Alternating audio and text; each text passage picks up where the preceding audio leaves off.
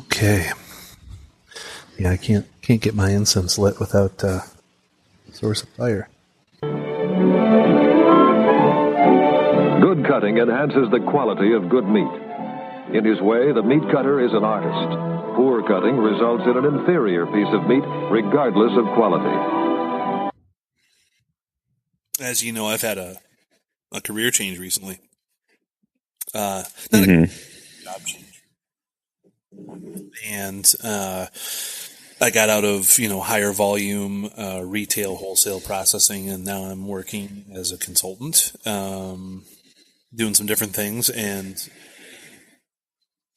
I made that change in October. And honestly, I wasn't far enough away from it. So I was still feeling the holiday stress because my friends were telling me how it was going at my old plant. And so I still kind of a little bit, but it was really nice to be away from it for a year and to be, kind of helping people solve their holiday issues rather than solving my own holiday issues. And I know I speak for you when I say that congratulations to everybody in retail butchery for making it through another year, especially the hardest of all years this year. Yeah. I saw a bunch of our friends out there on the front lines, Norm and Paul and Norm, Danny and all of our friends are just getting crushed and keeping a super good attitude. It was weird, man. It was like everybody's attitude rose with the stress. At least the people we know, in our kind of our tight circle. Yeah. I never, I don't know. I worked retail for a very brief period, but I learned that my face doesn't hold a fake smile very well. That my eyes I will smile, but my eyes will tell you to, F off. Yeah, that's why we're plant guys, right? Yeah. Like when we went to, remember when we went to dinner in Bellingham and with Harrison and my wife, you and your lady at the time. And we kept asking for stuff because they kept forgetting stuff. And by the last time we asked for something, she just gave this look like, yeah, absolutely. But I could just tell it's like, oh, I think we're going to get spit in our food. Yeah. So congratulations to everybody for making it through the most intense of all holiday seasons. I can't believe how everybody supported each other and the camaraderie just rose through the roof. It'll be interesting to see if 2021 is the easiest year ever and if we keep that sense of teamwork or not. I hope that we do, but happy New Year to everybody and happy holidays, whichever you celebrate. Yeah.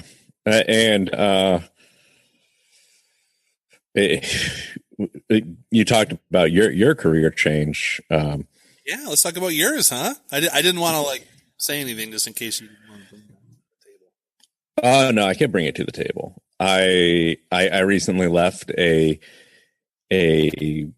place where I was working, where I was, doing production management and overseeing a few lines. And I was,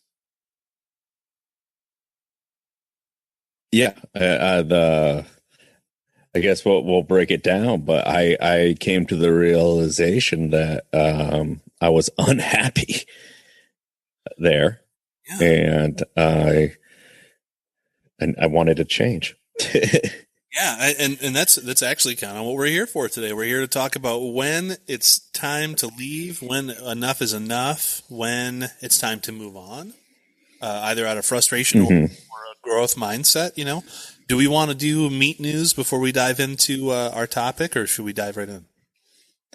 Yeah, let's do some meat news. All right, guys, I just want to say that Dave and I were talking, and he brought up an elegant point about the show moving forward that we're going to consider this season 2.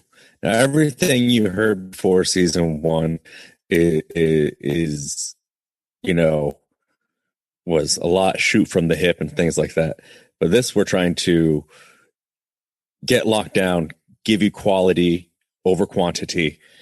And we just don't want to, I'll still do those weird half drunk solo things, but I just don't want to before we were just producing to produce, and I feel like I lost a lot of sight. I was using the meat block as therapy, which I'll still do, but I just wanted to say that we're adding more format. We're doing certain things.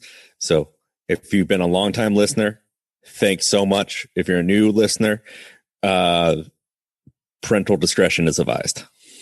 Yeah, I'm so glad you brought that up. Yeah, season 2. I mean, the first many episodes that we did, it was just really, it was like a journal, right? It was a journal for us on our path, but it was also like that you and I worked together for a long time, and then we kind of were living on other parts of the country, and it was almost like our only chance to hang out and just music things.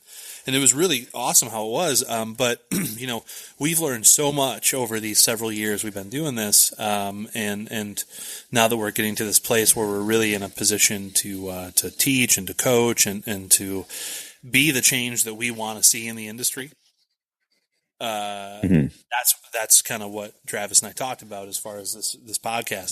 This podcast is going to be the change that we want to see.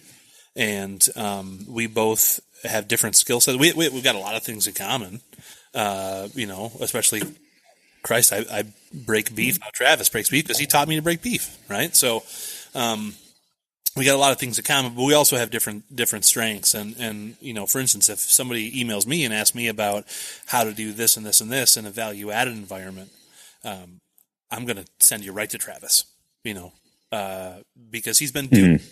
I can tell you what the Appendix B revisions are for fully cooked, not shelf stable products for this year. But Travis has been living that reality, right?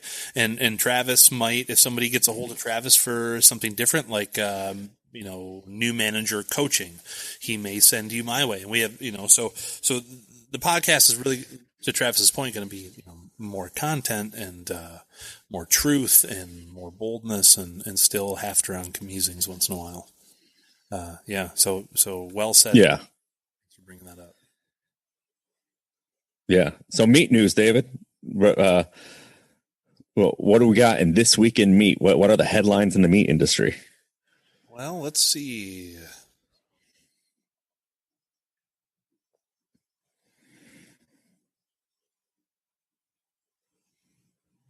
I guess I don't know how I feel about bringing this up. I was just opening my news page.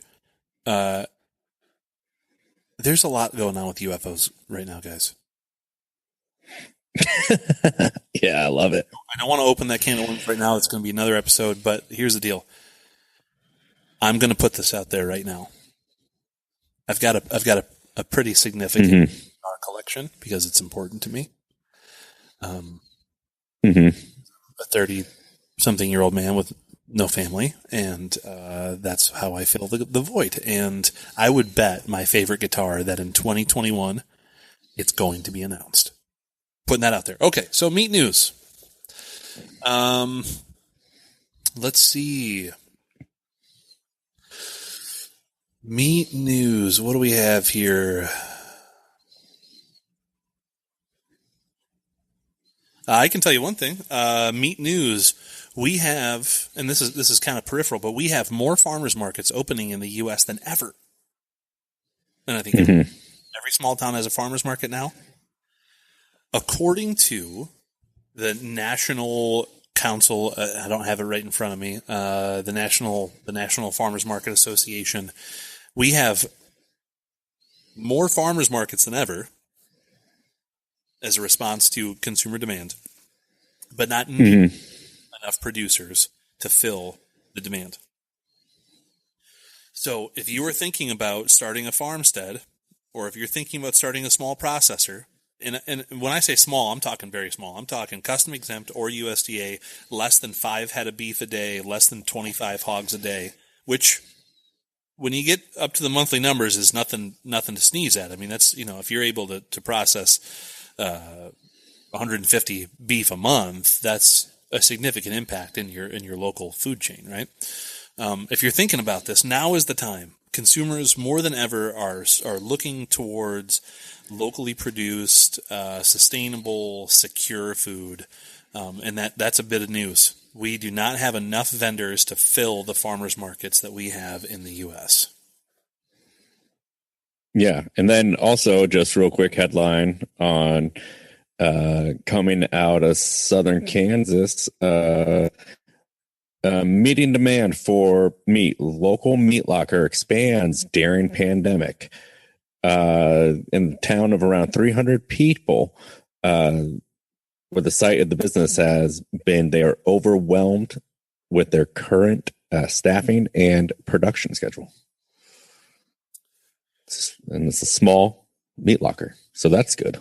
Yeah, I mean, there's something to be said for production planning and fee for service and how we do a business plan for small processors, which you guys are not going to believe this, but is coming up in a subsequent episode. We're going to talk about those things, but production planning is not just as simple as, hey, there's a bunch of stuff in the cooler. Get as many done as you can. How late can you stay? There's more to it than that. And we're going to talk about that. But I'm not surprised to hear that, Travis. There are a lot of overwhelmed processors right now and a lot of very frustrated farmers. And I think you and I have a lot to say about that topic because that's our world, right? And Travis and I are going to be doing a series of upcoming classes where we talk about a win-win situation for processors and producers. How to get the most bang out of your buck in cut sheets, per species. And we're going to talk about how to open the lines of communication between the two entities and how listen, there's a way to go win-win on this. And we're going to help that happen in the near future. Awesome. Yeah. Let's see. Any other titillating headlines? I got one headline here. Organic meat found to have the approximately same greenhouse impact as regular meat. I'm certainly not surprised. Oh boy. Yeah. Well, we're just going to light that fire and walk away from it and let people on our Facebook page duke that one out. Yeah, we might want to invite Brian on for that one. I think that's up his alley. Yeah. Well, I'm going to kick this hornet's nest and let's get right to the episode, David. All right, let's open this back up. That sounds good. And of course, this is not a piece of news. Everybody knows this. But bottom line, retail sales are up, which is great. Which means wholesale sales are up. Mm-hmm. However, local sales are down, and national sales, D2C, e-com, all that stuff is through the roof. And let me tell you, as somebody who has run that e-com model, it's a money pit. If you want your meat shipped overnight and it costs $120 to ship it to your door and you place a $150 order, who's getting screwed? Guys, you got to follow this episode. Should I stay or should I go? That's what we're going to call it. The Clash. Yeah, exactly. All right. Would that be the opening song for this one? Sure. It could be the closing song. Perfect. They'll be in there somewhere. So Travis, we've both gone through recent changes. We're looking at frankly, we're looking at some different situations now with our employers, and we both made some pretty significant life changes. For you, it's different. You've got a lot to consider with your family and all of your different needs, but of course I do too. And a lot of people have asked me over the last couple months, why did you leave? And how how did you know it was time to leave? In fact, I got off a call earlier with somebody who wanted to leave their super stable job for a prospective new job that's opening in the area, and they wanted to know, what questions do I ask to a new business to know that I'll be secure? How can I know walking in the door? Guess what? There's an actual answer to that. Okay, good. Yeah, because I'm always... In my younger career, before I had a family, I would leave many places just for financial gain without stepping back and looking at like viability. And I think there's so much when I left my last employer for this new one, so many questions and so many hard talks had to happen with my family before that was even considered. Sure. That makes sense. So you were thinking about leaving your last job, but before you address your own specific needs, you had some other things to take into consideration. So that's a great place to start. So you were what were some of the symptoms? What were you feeling at the time that was the red flag? Maybe it's time to go. Well, the company I was working for changed ownership and was at potential of shutting down, and we were all supposed to get severances, and everyone was told to be, like, this is happening. And then they're like, oh, well, now there may be new investors or we're going to sell. And there was lack of transparency that there wasn't trust anymore, because people were counting on a severance. People were finding other jobs. People were planning vacations, and everyone was waiting for a letter of guarantee that they were promised they would get within a week. Then all of a sudden to be told, oh, this isn't, we're selling, everything's going to stay the same. We stressed you out for no reason. Your health coverage is going to be different, and now we don't have 401k. Your vacation's going to be kind of weird. And there's no, and that severance is gone, and there's no staying on bonus or transition bonus. There was just like, it was done very shitty, where like every day I would walk in and there'd be no update, and I'd be like, well, could I get that letter of recommendation? Could I get that? And I'd be like, well, I'm still waiting to see if this pans out. And it's like, I just felt me relying, that set the spark in motion, I guess, for me.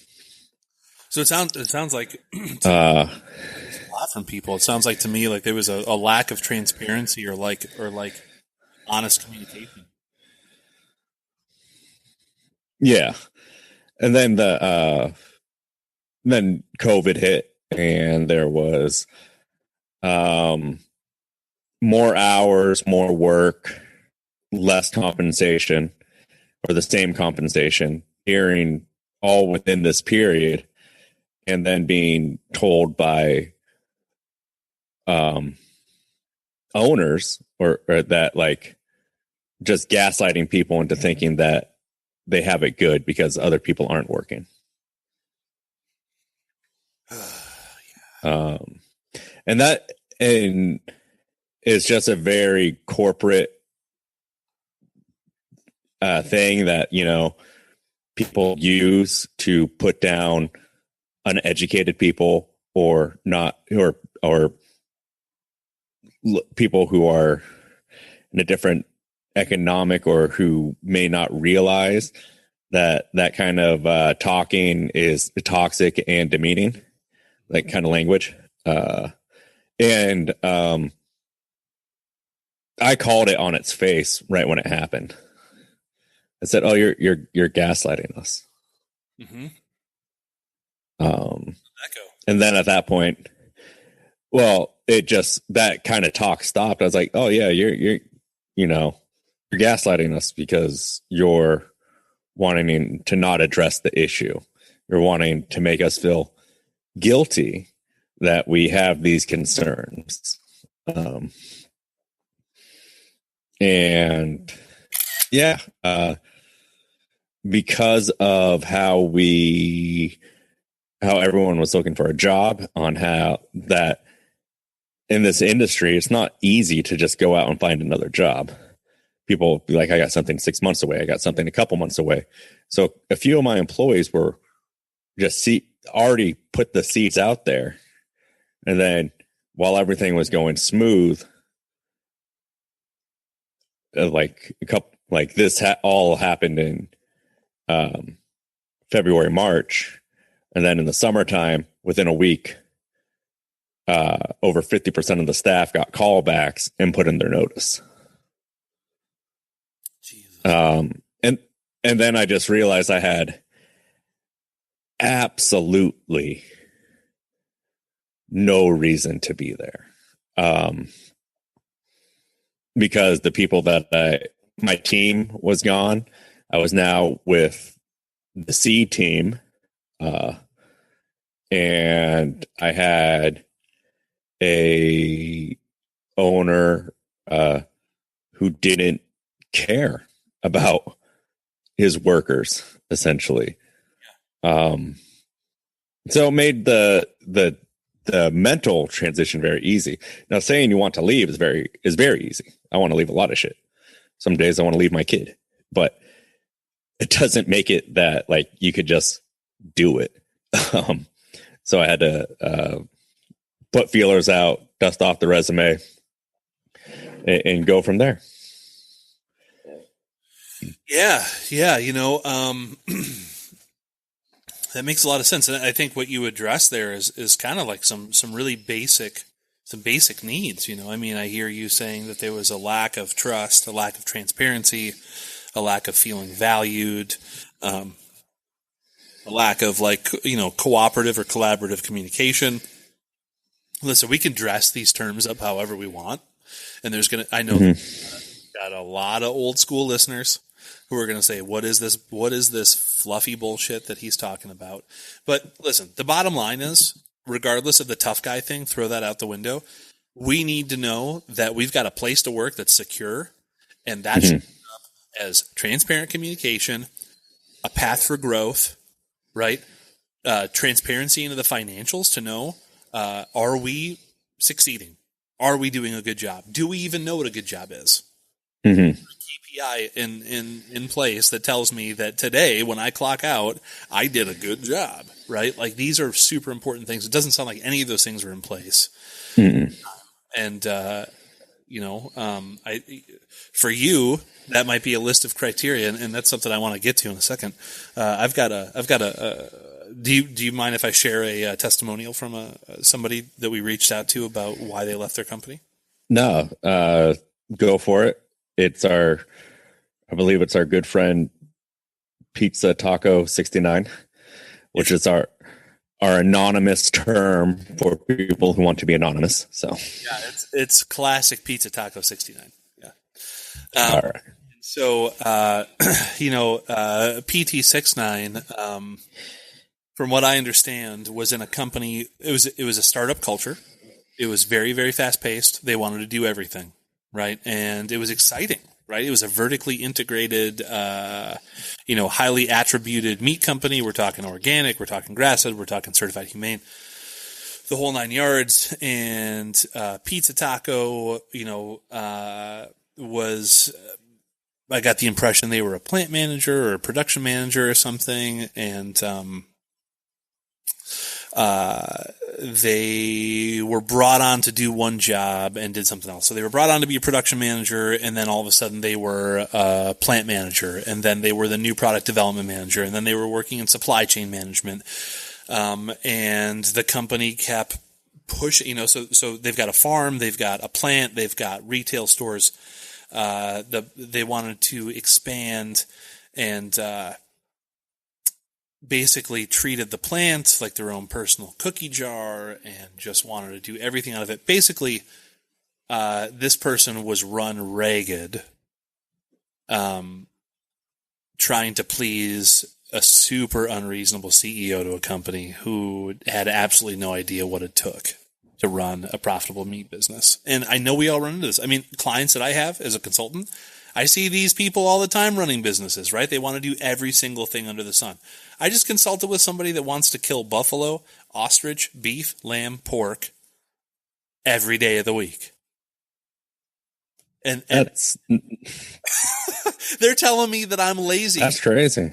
It's crazy, man. It's totally crazy. So So this person who was hired to do one thing and then was continuously just run ragged and told to jump that they could not meet, it actually ended up taking a toll on their health. And this is something I can kind of relate to. I had some health problems arise in the last year, and I can tell you, listen, gang, if your body is breaking down, if you're constantly in fight or flight response mode, if you're constantly firefighting, if you never know if you did a good job, it's time to evaluate. Is this where I want to work? Because I can tell you, I was a plant manager, right? And plant management is very simple. It's complex, but it's very simple. And as a plant manager, you remove the speed bumps for your individual contributors to do their best work. And you're in a constant state of internal auditing, right? Are we doing what we say we're going to do? Mm-hmm. It's kind of mundane. It's kind of boring.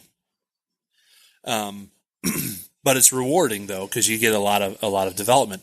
But then when I was a plant manager, in one case, the company that I was working for was so fast paced and always changing things that I was in this firefighting mode, right? Somebody from corporate, whatever, would grab me and they'd say, solve this issue for new product development, or come up with this thing, or figure out this thing.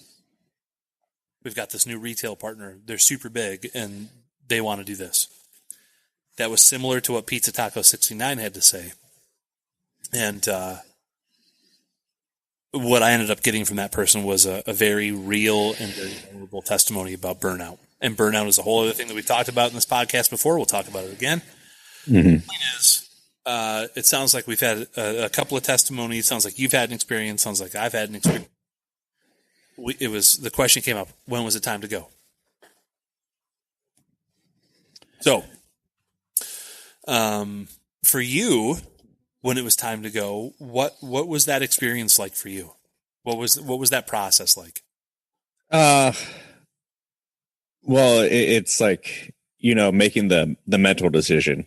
It's like there's been several times in my career where there's been conversations with people, and I feel like, I don't know if it's my arrogance or hold on.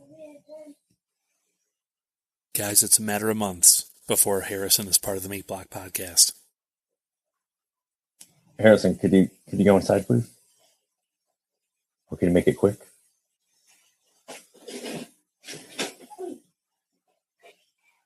All right, hold on. I got to help him with something. Please eat that up. What do you need help with? Get me some sandcastles. And the stuff that's over there. There's been times where, out of stubbornness or out of arrogance, where I've had conversations with people and I've just made the mental note like, oh, I don't want to work for you. And then I just, mark the time and why I felt that way. It's judgmental, man. I don't think you're arrogant. I think you just have a basement of criteria of what works for you. Yeah. And I think my number one thing is treat people with dignity and don't belittle and all that shit. But when I was just being told that I was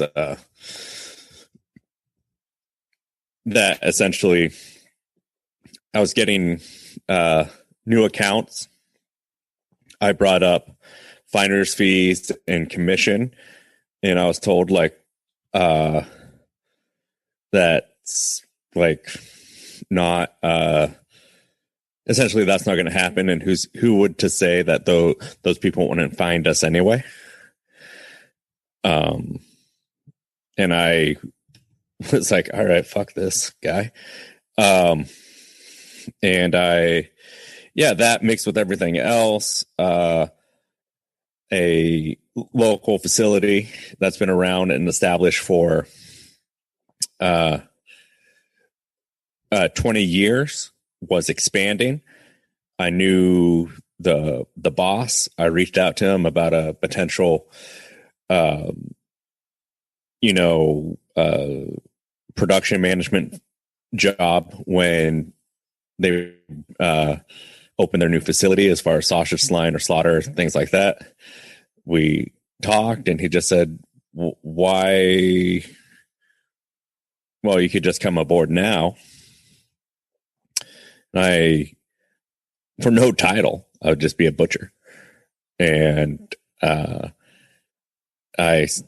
we met on a compensation which worked out in my benefit, and I really had no reason to not.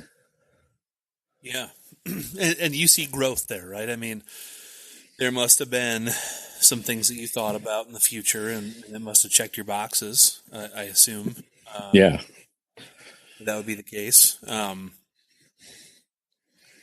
You know, I think that's really it. I think that's the deal. Is like you had some results that you wanted to create. Do you mind telling what broadly? You know, not too specific, but obviously not salary and things like that. But what some of your values are when it comes to knowing, you know, if somebody's going to provide for you, what your needs are as an employer. What are some of your values? Okay. My values is, I would say that just listening, or that everyone has a voice, I guess. That doesn't mean everyone's right, but that just means like you don't be like, hey man, shut up. And yeah. Another thing that I value in a company is, does the owner or boss know about the industry? Not did they force to learn about this industry because they took a management role. And I didn't realize that's something that I valued, but I certainly do. Yeah, of course. And then another, and then there's things like that aren't necessarily values that I look for, is what are the hours? What's the commute? What's the, who are the other people there? Are they people that are just looking to get out by 4:30? Because those type of people will drive me nuts. Are they people that like, are there to get the task at hand done, who have been there for, what's overturn? You know, I could judge a place by how much overturn they have. Yeah, I think that's very, very reasonable. Yeah, I think that's a pretty good metric. I think it is. Yeah. And depending on your position, right? Like if you're going into it as a butcher, high turnover is kind of like a red flag. Mm-hmm.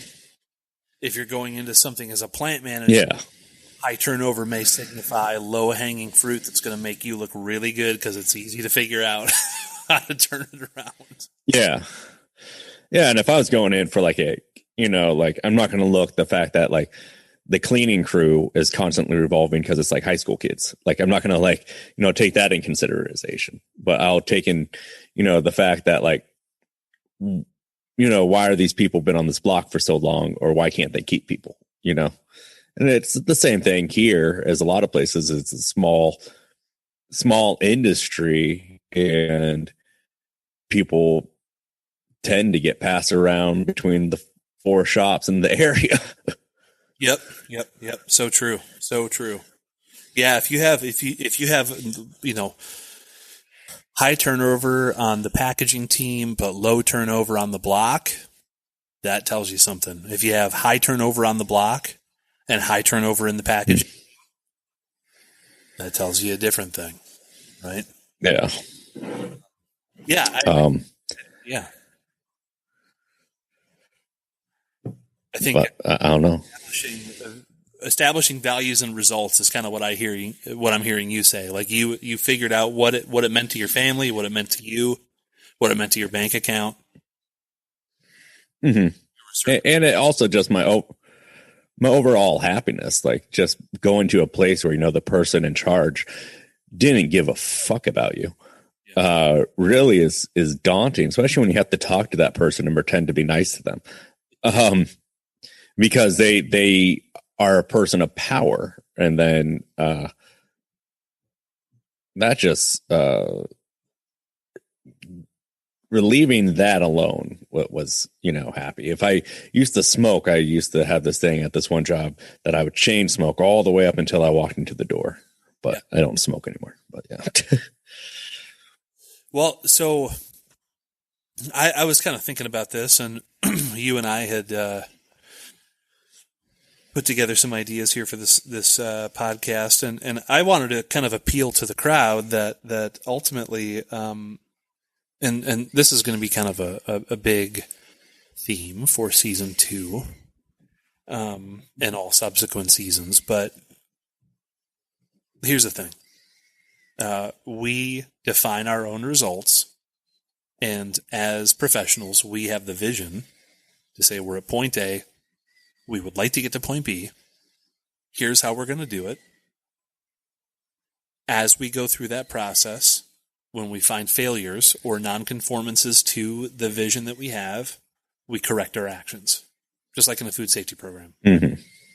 And when it comes to when it's should I stay or should I go, I think it's important to first do an exercise, sit down, establish what are my values and what are the results that I'm looking for, and then evaluate your employer. So this is just something that I threw together for myself when I made some decisions in the past. And I also have shared this with a couple of people who I've been consulting with about their career trajectory. And I think it's pretty thorough, but could be really adapted to anybody, and I would love it if we could, just add to it as we talk about it here. So establish your values and results, right? And so the idea is, if you're wondering, is it time to stay or is it time to go?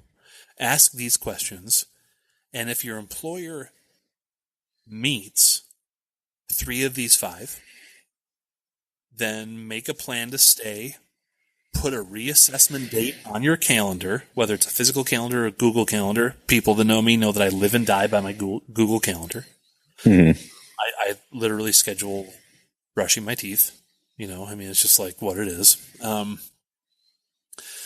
if your employer does not meet 3 of these 5, then first ask yourself, can I do something simple with my attitude and my performance to fix the situation? Or if not, get on Indeed, right? So here's the assessment for me. First question: what values or what value do I want to provide to my family? In your case, that's pretty clear. You've got your family that you provide for, and you know what you need to do that. And if you didn't know, you would ask, right? I mean, I don't think. Yeah.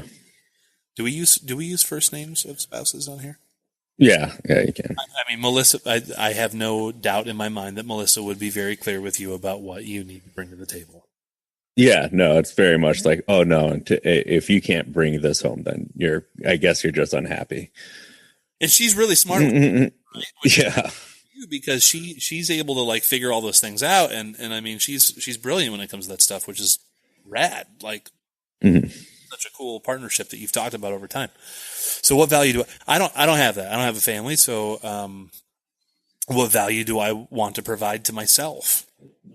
I am my family, right? So, and by value, I mean monetary, time, talent, emotional space, whatever it is. If the value is that you are going to take Harrison out 2 weekends a month into the woods and go camping, then that's the value.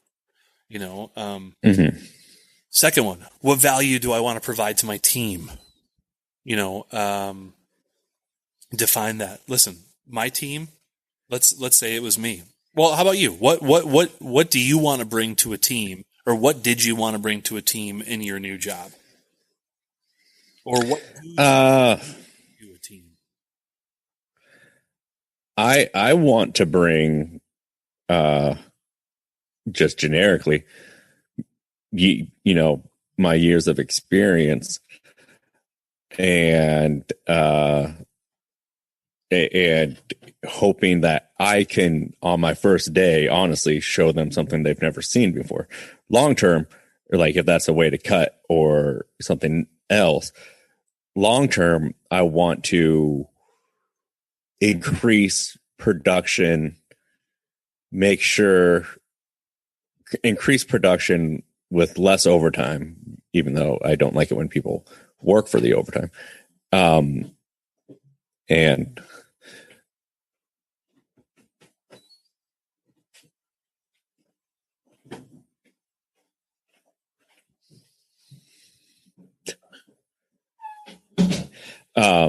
increase production with, you know, ideally what I want to do is increase numbers while keeping labor costs low. I want it to be noticeable on books when I get to a place.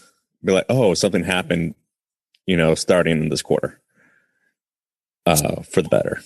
Not only your technical, but your operational expertise to a team that's hungry for it, that wants to see results, a team that is motivated to become more profitable, more sustainable. You want to bring that value to a team. Yeah. So if you're in this model that I'm talking about, you're going to say, is this team receptive to what I want to bring to it? Right? And obviously that was a yes. Or maybe that was a yes for you, right? For me, you know, like what value do I want to provide my team right now where I'm at in my career? It used to be that I wanted to be the best cutter. They're looking for the best cutter on the floor, and I want to be the best cutter on the floor.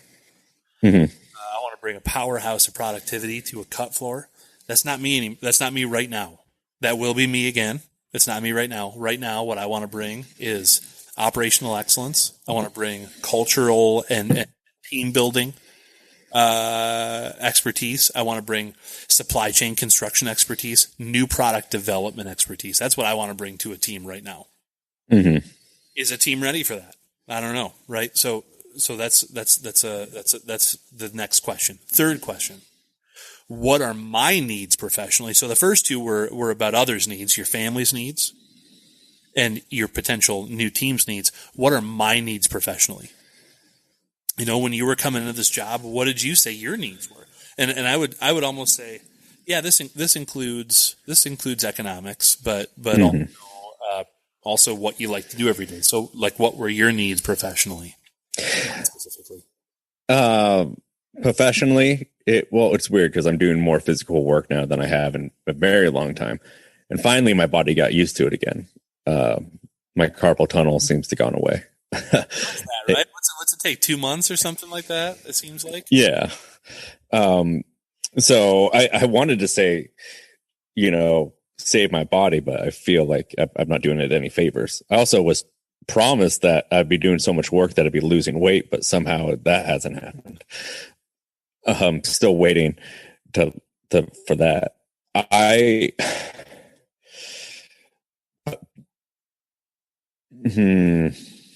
Yeah, what I need is when leaving a place, right? You know, I have for me to leave a place, I genuinely want to have a compensation increase of like 20% to just deal with all the stress of the bullshit. You know, buying a car, getting married, and not buying a house, getting married, and changing jobs are the most stressful thing Americans can do. And so I want to make sure that it's worth it. Now, 1 year I did all three. But yeah, I just, the compensation has to be there for me to have that anxiety of the unknown and then deal with my imposter syndrome of like, oh my God, I'm going to be terrible, or, oh my gosh, this, and then for honestly, my work-life balance, I can never work in a conventional retail split shift hour scenario because I like the regimen of having those guaranteed 2 days off, the same 2 days off that my partner has, and that is something that I value. Yep. That makes a lot of sense. So it's like there's a physical aspect, there's a mental aspect, there's an economical aspect. For me, like professionally, I do a budget. I figure out what do I need, including how much I need to save. Now, I'm not talking like to save to make $1 million in the next year, but like to save enough to have a little nest for emergency. What does that monthly amount look like? For me personally right now, professionally, I want to work right now just for it's a temporary season, but I want to work remotely right now and I want to travel. I want to be more hands-on. I don't want to be in sales only. I'm very operationally focused right now, and I want to be creative. That's another thing. I've never wanted to be creative before.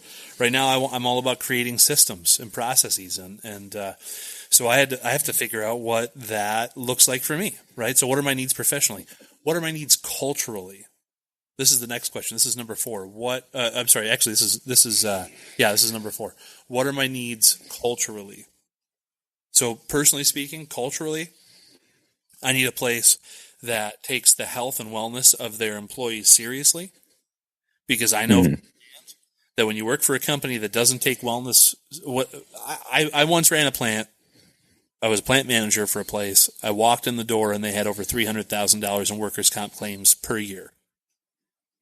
I spent $65,000 a year and hired a facilities and safety manager. And for the area, that was a great salary, and there was bonuses attached. So I don't want to catch a bunch of shit for salaries and stuff.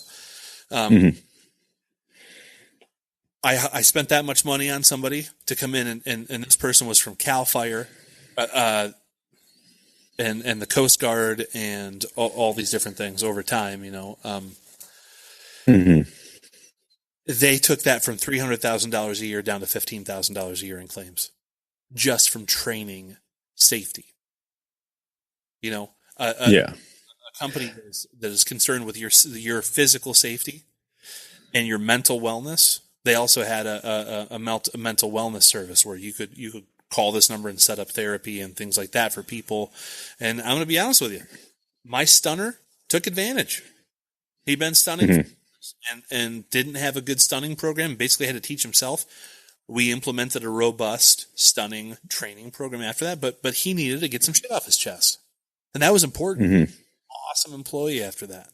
So really, like, I need safety. I need physical safety in the plant. I need to know that people are going to be dedicated to that. Culturally, I got to know that there's transparency in financials and growth, right? Like Zingerman's out of Detroit, Michigan, their whole deal is they give financial statements to any employee that wants to look, or at least they have increased transparency beyond what most companies do, and it's worked for them because people know where they're at.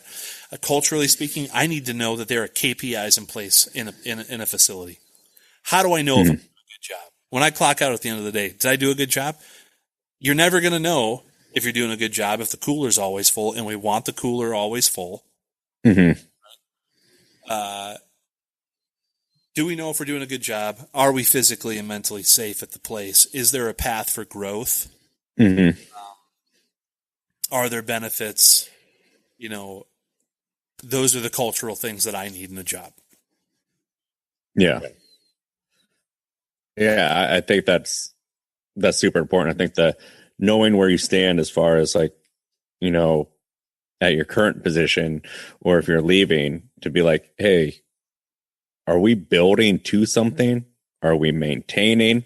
Or are we slipping as far as money in, money out?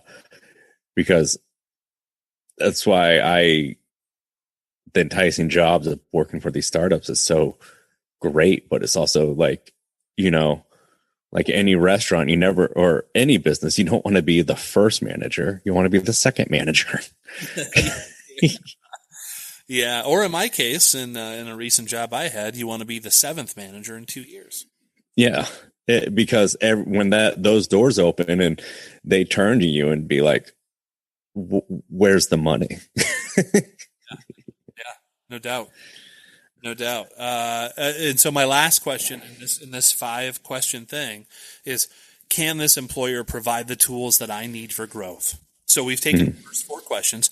What value do I want to provide to my family? What value do I want to provide to my team? What are my needs professionally? What are my needs culturally? Take those 4. Can the employer provide the tools that I need for growth? Right? Yeah.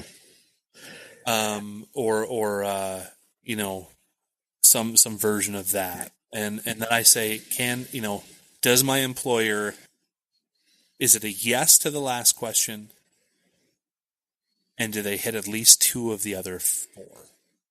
Yeah. If you can find one that hits all of them, that's great. Oh, hell yeah. I think, when you mean growth, do you mean personal growth or upward mobility? Because I think people, okay. Because people get very focused on upward mobility, and there's only so many positions in a plant. Well, we have a fantastic podcast coming up about the Peter Principle and about how young professionals in this industry and every other industry in the country are all about promotions, and they want the money now and the title now, and they want to figure it out later. And folks, that ain't how it works. Yeah. It's not how it works. We have an episode coming up on the death of expertise, and you're going to want to listen to it because we're going to throw shade and we're going to call people out.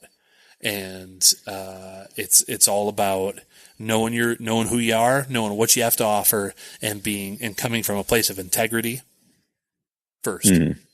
Yeah. I don't know. I think everyone in anticipation for that conversation should do a definition search of the Dunning-Kruger effect. Yeah. Yep. I totally and agree. then be like, do I fall into this? It's the opposite of imposter syndrome. And I don't want to go down the rabbit hole because we're going to steal content from our next one. But yeah. Here's the thing: if Dario Cecchini is offering a rabbit breakdown class for $200 a class, bring your own rabbit. I think we're gonna have to edit that part out. You think so? Maybe it's a little bit too inside baseball. Anyways, we'll call this the edit point. Uh-huh. Does the employer hit that last one? Can this employer provide the tools I need for growth, whether it's upward mobility in the company? Is there a path for advancement with a training program, or for personal growth? Can I grow in my personal life because of work-life balance that's in the work itself? So it's one or the other. And then you've got to say yes to one of the other 4. Or I'm sorry, 2 of the other 4. Mm-hmm. You have 3 of those 5. Make a plan to stay. Put a reassessment date on the calendar. Maybe it's 2 months out. Maybe it's 3 months out. I'm going to check back in with myself and see how things are going. If it's a no to the last question, automatically, or if it's a no to 3 of the 5, ask yourself, will time, money, or talent on my part fix it? Can I do something to get me the result easily? And if not, get looking, fam. It's time to go. It's time to look. Yeah. I'll also throw this advice when you're talking to your employer about increased compensation or something, if you feel or it's at a review or something like that. I go into a review with hard notes that I'm willing to give up. I also take notes on a separate copy in the margin of those. And my review isn't over until I rebut what they say. That if they say, like, if they bring up things, and the thing I always tell people or employers this, that I won't answer, give me time to think, give me overnight and I'll answer you tomorrow. Because I don't want to answer from a place of frustration, of being critical, a place of defensiveness, or a place of spite or arrogance or emotion. I don't want to answer things based on emotion. I want to answer it based on what they are asking in a fair way. So that's one thing when I've had reviews and I ask these questions, or if essentially I have found that to help me to be transparent when asking for more money. Yeah. Yep. I think that's great advice. I don't know if that fits in, but I thought it. Yeah. So, let's talk real quick about if it's time to look, where are you going to look? Mm-hmm. I think after I'd love to talk about resumes. Well, what you and I like to see as hiring managers.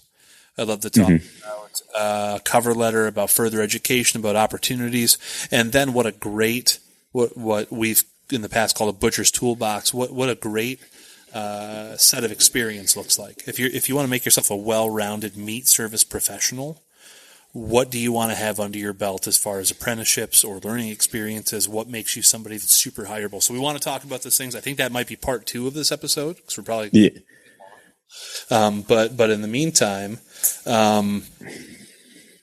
I say we wrap this up with this, David. We're unhappy. We need to exit our current location, and we need to find a new place. What do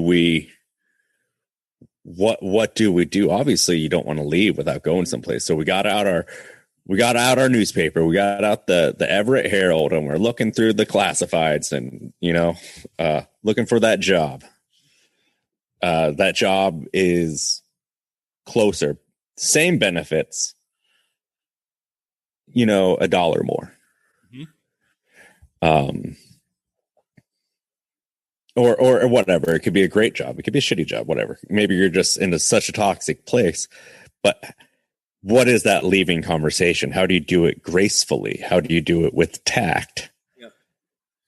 Well, again, it's really, for me, it's taking the emotion out of it. Here's my criteria. I've set my values, my results. Does this place meet my values? Does it not? Say no, it's time to go. That looks like this. For me, I put my feelers out there. I already have a LinkedIn profile. Anybody that's out there that's serious about this business and you want to stay in the business, get a LinkedIn profile. And talk to Travis or I. We do some pretty basic, coaching packages on making yourself marketable. Talk to us to help you get that LinkedIn profile going, and then get on LinkedIn and make yourself available and reach out to recruiters. There's some great recruiters in this company that deal specifically with food service professionals. You may not stay in meat. You may get into something else that's on the periphery that's really similar, and you can come back to meat at some point. Get in the hands of recruiters. Get on Indeed. Get on Good Food Jobs. Get on Craigslist, and just cast a wide net. And I highly suggest, if you love being a butcher, you may want to consider looking at other types of food production if you find a place that meets your values. When I was looking for a job, I found a cannabis producer that had everything I needed, except for pay. The pay was wrong. But I thinking about getting into that industry, and product sampling. Hell yeah. Quality assurance. Somebody close to you that was a meat professional for a long time and very successful at that, and then got into quality assurance in a different food. Yeah. Yeah, my brother, he did that path. He ended up doing quality assurance in yogurt manufacturing. And does he miss meat? No.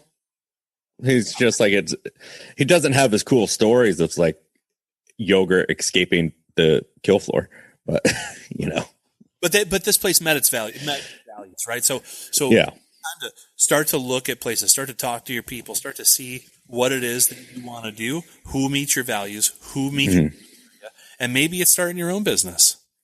And I'll say this real quick on that is a lot of butchers, including myself and including you, including a lot of people we know, We value those stories. It's the whole reason we have the meat blocks. It's the whole reason I have social media. It's the whole reason that we're able to brand. But don't get locked into the romanticized idea, because that is going to stunt you. It's going to stunt your career if all you want to do is take these badass pictures. If all you want to do is do this, it's going to limit your options. So, and I'm not saying don't do all that stuff. I do that. I love it. I love posing with a big old knife and slapping meat and doing all this dumb stuff. But be open to food safety. Be open to these other avenues. Most of what I do is very boring. I don't post it because it is boring. People don't want to watch me do paperwork or fill out cooking cools. So that's such a great point, man. God, that's like the most important thing we said this entire podcast probably is yeah, man, I love that. Don't get caught up in the romance of the butcher bullshit. You know, just being real. It's a great industry. It's a noble industry. It's an old industry. However, we're all here to make food. If you're here to wield a knife, great. Your career options are probably going to be limited, and you're probably going to be really arthritic by the time you're 60 or maybe even 50.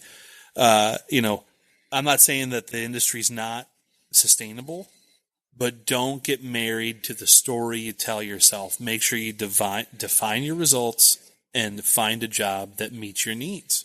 And it may not be. I mean, you and I know a couple of people who are so married to their job, and everybody knows it's a dead-end job, and everybody knows that they don't take care of their people, and they don't get paid enough, and they don't get respect, but they stay for some weird reason. Mm-hmm. Don't do that. Yeah. Oh. Yeah, such a great point, man. Don't get caught in the romance of it. Yeah. And that being said, you're leaving a job. All that. I feel 2 weeks is the minimum, with a dated and signed cover letter of resignation. Ugh, shit. Yeah, 2 weeks is minimum. Don't go less than 2 weeks. Even if you hate the person, think about your teammates. Give 2 weeks notice, for crying out loud, everybody. Mm-hmm. It's important.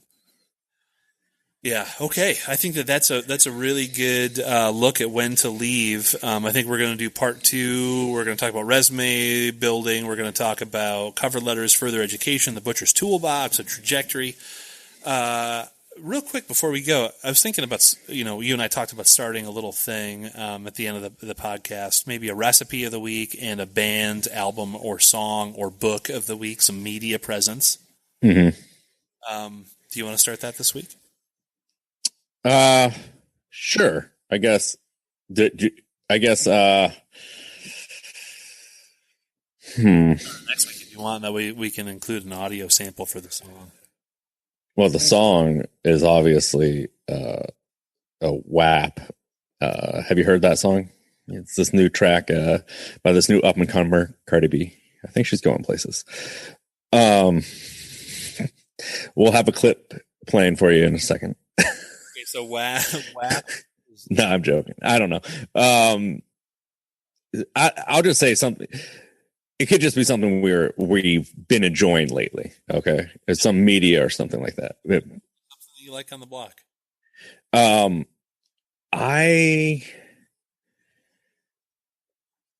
really enjoying season 3 of Cobra Kai. It is garbage writing. And it is painfully transparent and chauvinistic and sexist. And it's so true to this idea of the original that is nauseating. But it's addictive TV. And I'm enjoying it. What about you, David? Well, for our next episode, I'm gonna do a recipe, and the recipe I've got coming up is grilled pig's feet with a green sauce. And it's an adapted recipe from a James Beard Menus for Entertaining book, 1965, written by James Beard. I'm really excited about that recipe. However, we got a little long-winded today, so I'm just going to keep it to an album that really, really great for me when I work. It's a band. It's a self-titled album by a band called Windhand, and it's doom metal at its finest. And it's super low, super detuned, brutal, thick, doom metal sludge. And Nice. so good.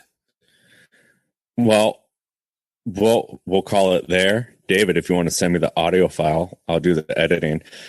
I think if we plan 8:00 one day a week, we can make this more easy because Harrison will be wind down by that time. Yeah, I'm going to stop at